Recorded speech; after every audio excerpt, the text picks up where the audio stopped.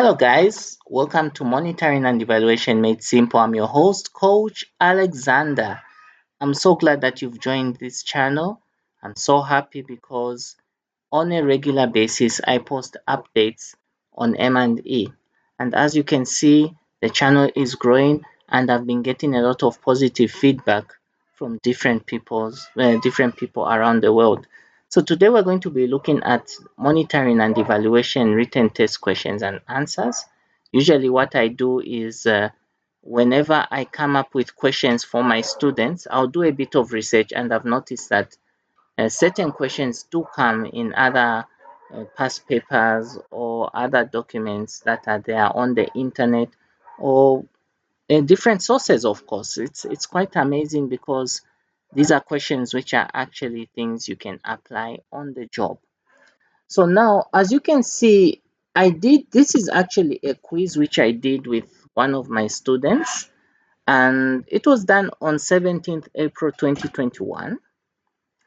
And pretty amazing, Pretty amazing indeed. A 1 hour quiz, and as you can see in the instructions, you have to answer all the questions where need be, use illustrations, and there should be a negative deduction for a wrong answer. Any late submission will attract further penalties. So it's a very wonderful quiz paper, and I thought I could share it with my subscribers because at the end of the day, these are things you actually face in the workplace.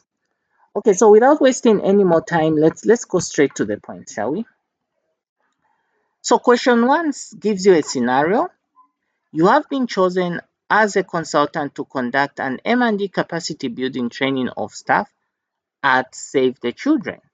Okay, I'm sure you know that Save the Children is a well-renowned organization. I just use them as an example to give that real feel to it. So the question is, outline the steps you undertake to organize a capacity building training of staff in monitoring and evaluation. So capacity building, maybe let me give you a bit of a background. Most organizations do these capacity building workshops. Sometimes they're not even capacity building, they are continuous professional development activities. So these trainings are done to staff, okay, and they are very important apparently, but sometimes it becomes challenging to justify why you need to have these trainings. I've seen it happen many times. They'll ask you why you need. So before you actually do a training, there is need actually to do some kind of needs assessment. So as a consultant, the first thing you do when you want to organize a capacity building training is to do a needs assessment. So this needs assessment, the methodology employed is you have to interview all the relevant staff in the organization to find out their level of capacity. So capacity could ultimately mean somebody's level of skills, levels of competence. Okay, it could also mean the numbers. All right, so capacity is within those lines. So, for instance, if we're talking of skills, do your staff members actually have the skills to do M&E? Now, M&E, there are different processes along the way. So, we're talking of data collection, we're talking of analysis, we're talking of reporting. Do they have those skills? For instance, if you notice that they are not good with data analysis, then that should signal to you that they need capacity building in that area. So after you do that needs assessment, you obviously have to generate a report. So that report is going to be submitted to the management. They're going to analyze that report. And after analyzing that report, they're going to obviously understand what you're saying, that these are the skills gaps. So they give you a green light now to come up with a curriculum. So the next stage is for you to come up with a training curriculum. So after doing the training curriculum, then you actually do the training. Okay, so the training, the duration of the training, to tell you the truth, it's not something I'm always keeping an eye on, because if the consultant says it should be a 5-day training, follow the consultant's advice. Because I mean, ultimately, he knows that that's the amount of time required to help these people become better. So you do the training. After the training, you can have these people get assessed just to gauge their knowledge levels. Okay, so as you can see, this question 1 is 7 marks. So you have to be thorough in uh, in the way you answer these questions, so that you are best able to, you know, maximize on the marks. Okay, so there's question 1 2. How will you use the Kirkpatrick model in assessing assimilation of training?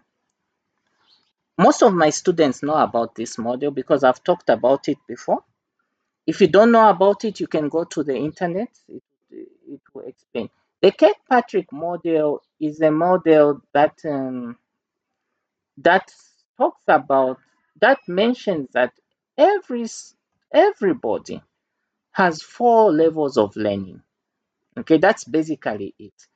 You've got the reaction phase, you've got that assimilation, then the behavioral change, and then ultimately the impact to the organization. So, for instance, you want to assess whether a training was actually effective. You use the Kirkpatrick model. So, the first stage, of course, after you've done the training, you ask your participants, how was the training? They'll all say, okay, it was fine.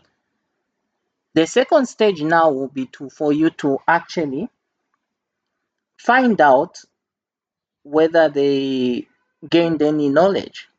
Okay, that's the second stage. So the only way you can do that, the only way you can measure knowledge levels is to give them a test. Those who pass, you give them a thumbs up. Those who failed, they failed.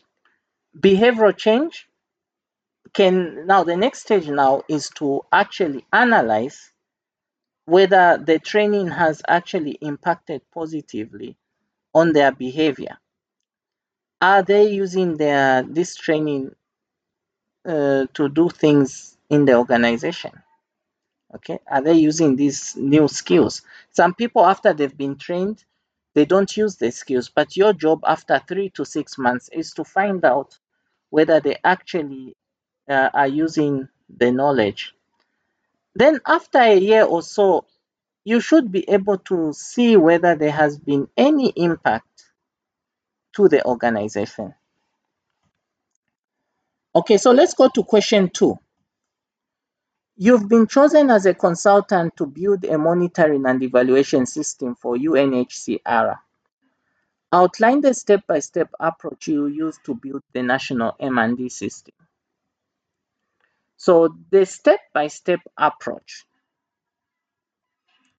it's interesting because every M&D system, when you're building it, it has those noticeable steps.